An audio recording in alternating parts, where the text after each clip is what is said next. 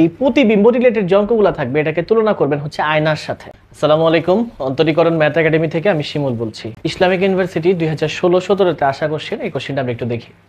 কোশ্চেনটা হচ্ছে -6,8 বিন্দুর সাপেক্ষে 4,-1 বিন্দুর প্রতিবিম্ব কত হবে। বিভিন্ন অপশনগুলো আছে।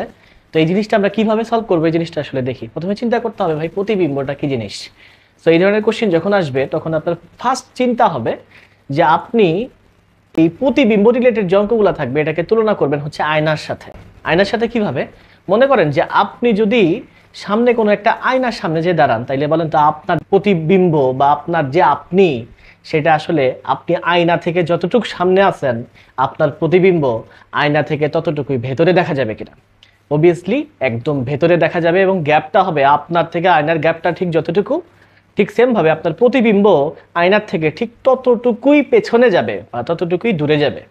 তার মানে আয়নার সাপেক্ষে আমার এবং আমার প্রতিবিম্বর যে মধ্যবিন্দু সেটা হচ্ছে আয়না।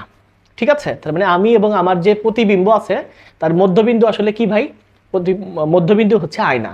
ঠিক সেমভাবে এখানে যে এই বিন্দুর সাপেক্ষে, তার মানে এই বিন্দুর সাপেক্ষে যার সাপেক্ষে আসলে কথা বলা হবে সেটা হচ্ছে ভাই আয়না। চিন্তা করতে হবে। ঠিক আছে, তার মানে -6,8 বিন্দুর সাপেক্ষে বলার সাথে সাথে আমি যদি চিন্তা করি যে এইটা যদি একটা আয়না ফরমেশন হয় আপনার কাছে, তাহলে সেই আয়নার হচ্ছে যে -6,8 বিন্দু। ঠিক আছে, ওকে। তাহলে এই বিন্দুটা যদি আয়না হয় তো কি বলছে যে 4,-1 বিন্দুর প্রতিবিম্ব ঠিক কত হবে। সো আপনি এখন চিন্তা করতে পারেন, ধরেন যে এখানে যে 4,-1 আসলে আপনি আয়নার সামনে দাঁড়া আছেন, তাহলে বলেন তো ভাই আপনার এই প্রতিবিম্বটা এইখান থেকে দূরত্ব যা ঠিক ততটুকুই পেছনে যাবে কিনা? একদম একদম পেছনে যাবে। তার মানে আমি চিন্তা করে নিলাম যে এখান থেকে দূরত্ব যদি আমাদের ডি হয়, তাহলে এখান থেকে এই সেম দূরত্ব ডিতেই কিন্তু এর প্রতিবিম্ব যাবে। সো তার প্রতিবিম্ব যেহেতু আমি জানি না, সেটাকে আমি x,y-তে চিন্তা করে নিলাম। ঠিক আছে, তাহলে এখন বলেন তো ভাই যে আপনি এবং আপনার যে প্রতিবিম্ব তার ঠিক মধ্যবিন্দু আসলে আয়না হবে কিনা? মাস্ট বি আয়না হবে। তাহলে এখন আমি এই দুইটা পয়েন্টের মধ্যবিন্দু বের করব, বা মধ্যবিন্দু থিওরি থেকে আমি এখানে আননোন পয়েন্টটা বা প্রতিবিম্বটা বের করে ফেলবো। ঠিক আছে, যে এই দুই বিন্দুর মধ্যবিন্দু হচ্ছে কত ভাই? -6,8। তাহলে আমি মধ্যবিন্দু থিওরি থেকে খুব সহজেই বলতে পারি যে -6 মানে x এর জায়গায় -6 প্রথমটার x এর মান 4, পরেরটার x এর মান হচ্ছে x ডিভাইডেড বাই 2। তাহলে আমি যদি আর গুণ করে দিই, এটা আসে কত ভাই? 4 + x আসবে হচ্ছে -12।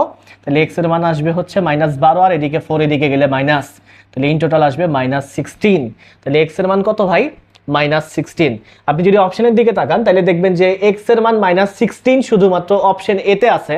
তার মানে আমি কিন্তু অনায়াসেই এইটাকে অনেক কম সময়ের মাঝে বলে দিতে পারি যে অপশন এ হচ্ছে আমাদের কারেক্ট অ্যান্সার। তবে যদি আপনি বের করতে চান যে ওয়াইয়ের মানটা ঠিক কত, তাহলে আমরা সেমভাবে মধ্যবিন্দু থিওরি থেকে এটা বের করতে পারি যে ওয়াইয়ের মধ্যবিন্দু ওয়াইয়ের মান আমি বলতে পারি প্রথম বিন্দুর ওয়াইয়ের মান কত ভাই? -1 প্লাস দ্বিতীয় বিন্দুর ওয়াইয়ের মান হচ্ছে আমাদের ওয়াই ডিভাইডেড বাই 2।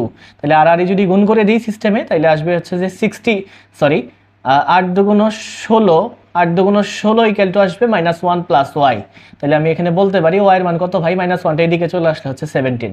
তার মানে আমার যে এই প্রতিবিম্ব বিন্দু তার পয়েন্ট আসলো কত ভাই? -16,17। তার মানে অপশন এ হচ্ছে আমাদের কারেক্ট অ্যান্সার।